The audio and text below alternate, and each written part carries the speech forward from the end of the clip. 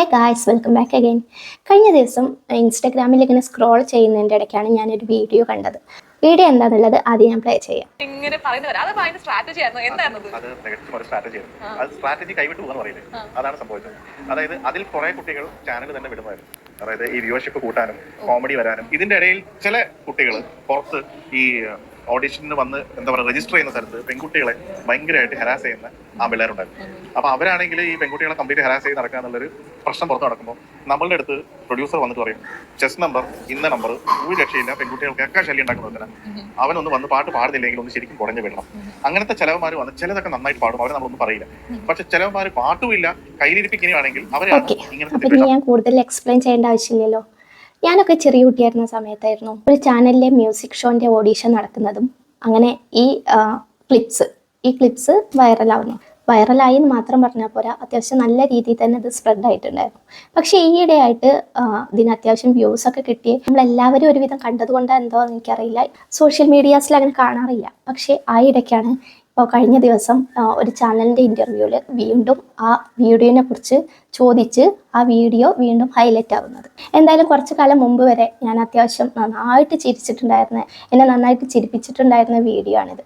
Later ഞാൻ മനസ്സിലാക്കി നമുക്കൊക്കെ ഒരു വളരെ തമാശ നിറഞ്ഞ വളരെ സിമ്പിളായിട്ടുള്ള ഒരു വീഡിയോ ആയിരിക്കാം ഇത്. പക്ഷേ അന്ന് ആ ഓഡീഷനിൽ പോയിട്ട് അന്ന് ഈ റോസ്റ്റിംഗ് ഒക്കെ കിട്ടിയിട്ടുള്ള അവരനുഭവിച്ചിട്ടുള്ള ഒരു ചൈൽഡ്ഹുഡ് ട്രോമയുണ്ട്.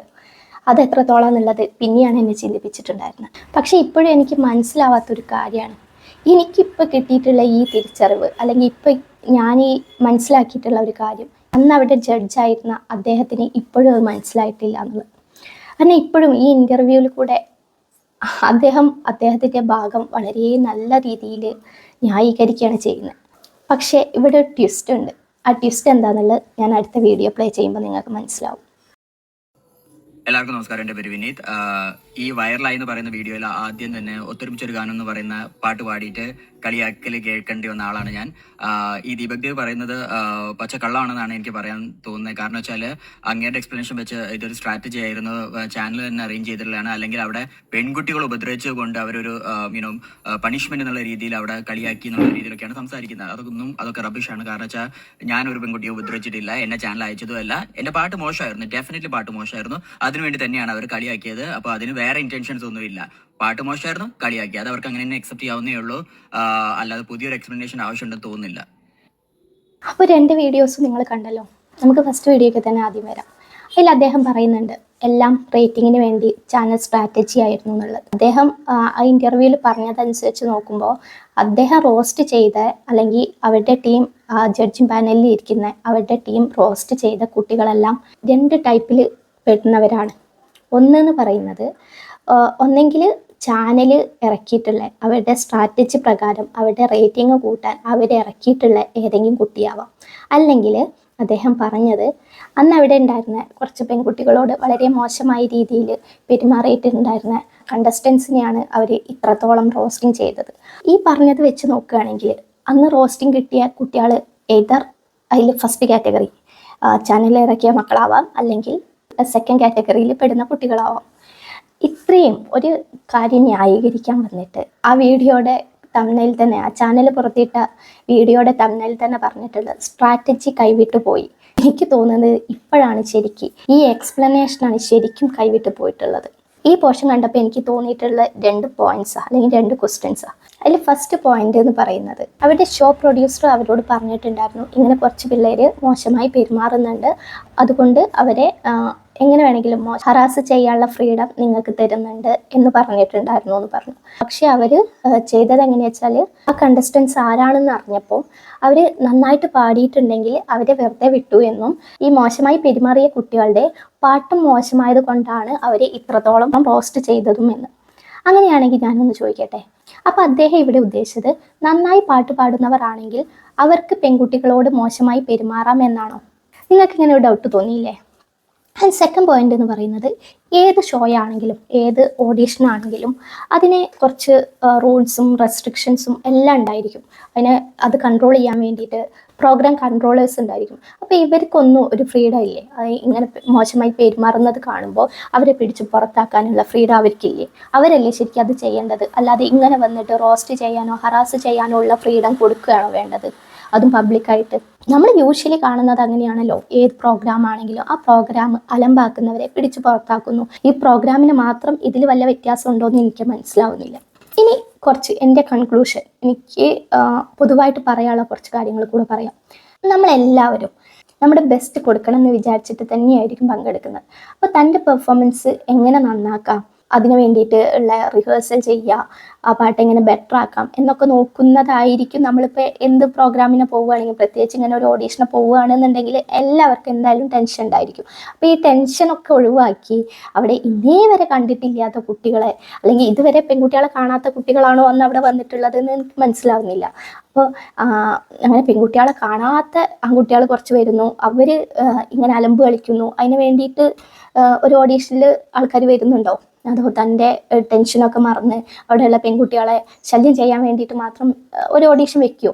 ഇപ്പം വെക്കുകയാണെങ്കിൽ തന്നെ അത് കൺട്രോൾ ചെയ്യേണ്ടത് അവിടെയുള്ള സെക്യൂരിറ്റീസ് ഉണ്ടായിരിക്കും, പ്രോഗ്രാം കൺട്രോളേഴ്സൊക്കെ ഉണ്ടായിരിക്കും, അവരല്ലേ ചെയ്യേണ്ടത്. കുറേ പേരുടെ അഭിപ്രായം എനിക്ക് തോന്നിയിട്ടുള്ളത് ആ കുട്ടികളൊക്കെ മോശമായിട്ടുള്ള പെർഫോമൻസ് തന്നെയാണ് ചെയ്തത്. സോ അവരെ റോസ്റ്റ് ചെയ്യുന്നതിനെ കൊണ്ട് ദോഷമില്ല, അല്ലെങ്കിൽ അതുകൊണ്ട് കുഴപ്പമൊന്നുമില്ല എന്നുള്ളത് അങ്ങനെ ചിന്തിക്കുന്ന ആൾക്കാരും ഉണ്ടായിരിക്കാം.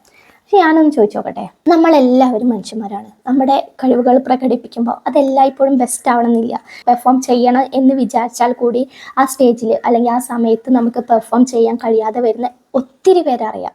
ഇന്ന് ലൈഫിൽ സക്സസ് ആയിട്ടുള്ള പല ആളുകളും പല പല ജോലികൾ ചെയ്ത് വന്നിട്ടുള്ളവരാണ്. അവർ ഈ പല പല ജോലികൾ ചെയ്യാൻ കാരണം എന്താണ്? അവർ ഫസ്റ്റ് ജോലി ചെയ്യുന്നു, അത് തനിക്ക് സ്യൂട്ടല്ല, അല്ലെങ്കിൽ അത് തൻ്റെ ലൈഫിന് വർക്കാവില്ല എന്ന് തോന്നുമ്പോൾ അടുത്ത പണിക്ക് നോക്കുന്നു, അതും വർക്കാവില്ല എന്ന് വിചാരിച്ചിട്ട് അടുത്ത പണിക്ക് നോക്കുന്നു. അങ്ങനെ പല പല വർക്കുകൾ ചെയ്തിട്ടാണ് അവർ അവസാനം മനസ്സിലാക്കുന്നത് തൻ്റെ പാത്ത് ഇതാണെന്ന് മനസ്സിലാക്കിയിട്ടാണ് അവർ ലൈഫിൽ സക്സസ് ആവുന്നത്. അപ്പോൾ അതുപോലെ തന്നെ ഈ പാടാൻ വന്ന കുട്ടികൾക്ക് ഒരു പക്ഷേ മനസ്സിലാവില്ല അവർക്ക് പാടാനുള്ള കഴിവുണ്ടോ ഇല്ലേ എന്നുള്ളത്. എന്ന് മാത്രമല്ല, ഇപ്പം നടക്കുന്ന പല ഓഡീഷനിലും ഇതുപോലെ പാട്ട് പാടുന്ന മക്കൾ വന്നിരിക്കാം. അതായത് ഇപ്പം എൻ്റെ മോളോട് പറയുകയാണെന്നുണ്ടെങ്കിൽ എൻ്റെ മോള് നന്നായിട്ട് പാടുമെന്ന് മാത്രമേ അവൾ ചിന്തിക്കുന്നുള്ളൂ. അവൾക്ക് അങ്ങനെ ഒരു ആഗ്രഹമുണ്ട് എന്ന് പറയുമ്പോൾ, എനിക്കിങ്ങനെ ഓഡീഷനിൽ പോകാനൊരാഗ്രഹം ഉണ്ട് എന്ന് പറയുമ്പോൾ നമ്മൾ പാരൻസ് ഓഡീഷനിൽ എന്തായാലും പങ്കെടുപ്പിക്കും. അങ്ങനെ വരുന്ന മക്കളെ ഫിൽറ്റർ ചെയ്തിട്ട് വേണം ഇങ്ങനെ ഒരു വീഡിയോ ഇറക്കാൻ. അങ്ങനെയാണ് ഇപ്പം എല്ലാവരും ചെയ്യുന്നത്. ഒരു ഓഡീഷൻ കഴിഞ്ഞെങ്കിൽ ഒത്തിരി പേര് സെലക്ട് ആവാം, അതിൽ നിന്ന് വീണ്ടും ബെസ്റ്റ് ആയിട്ടുള്ളവരെ ഫിൽറ്റർ ചെയ്തെടുക്കുന്നു, അതിൽ നിന്ന് വീണ്ടും ബെസ്റ്റ് ആയിട്ടുള്ളവരെ ഫിൽറ്റർ ചെയ്തെടുക്കുന്നു. ഇങ്ങനെയാണ് അതിൻ്റെ മെത്തേഡ് പോകുന്നത്. അപ്പോൾ ഇതൊന്നും ഇല്ലാതെ ഫസ്റ്റ് ഓഡീഷൻ തന്നെ പാടാൻ വന്ന കുട്ടികളെ കുറിച്ച് ഇങ്ങനെ ഒരു പബ്ലിക് വീഡിയോ ചെയ്യുന്നതിനെ കൊണ്ട് എനിക്ക് ഒട്ടും യോജിക്കാൻ പറ്റുന്നില്ല. ഒരു അവസരത്തിന് വേണ്ടിയിട്ട് വന്നിട്ടുള്ളവരാണ് അതിലെ കണ്ടസ്റ്റൻസ് ഒക്കെ. സോ അവരോട് അവർ പെർഫോം ചെയ്തതിൻ്റെ പോസിറ്റീവും നെഗറ്റീവും പറഞ്ഞ് മനസ്സിലാക്കുന്നതിനോടൊപ്പം തന്നെ അവർക്ക് ഇങ്ങനെ പാടാനുള്ള കഴിവുണ്ടോ എന്ന് വളരെ നല്ല രീതിയിൽ പറഞ്ഞ് മനസ്സിലാക്കി കൊടുക്കേണ്ടതും കൂടെ ഇവരുടെ ഉത്തരവാദിത്തമായിരുന്നു. ഇതിപ്പോൾ അന്ന് അവരെ ഇൻസൾട്ട് ചെയ്തതിനേക്കാളും എത്രയോ വലുതായിട്ടാണ് ഇന്ന് പബ്ലിക്കായിട്ട് അവരെ അപമാനിച്ചിട്ടുള്ളത്. അദ്ദേഹം പറഞ്ഞതുപോലെ അന്ന് റോസ്റ്റ് ചെയ്ത കുട്ടികൾ ഈ 2 കാറ്റഗറിയിൽ വന്ന കുട്ടികളായിരുന്നു.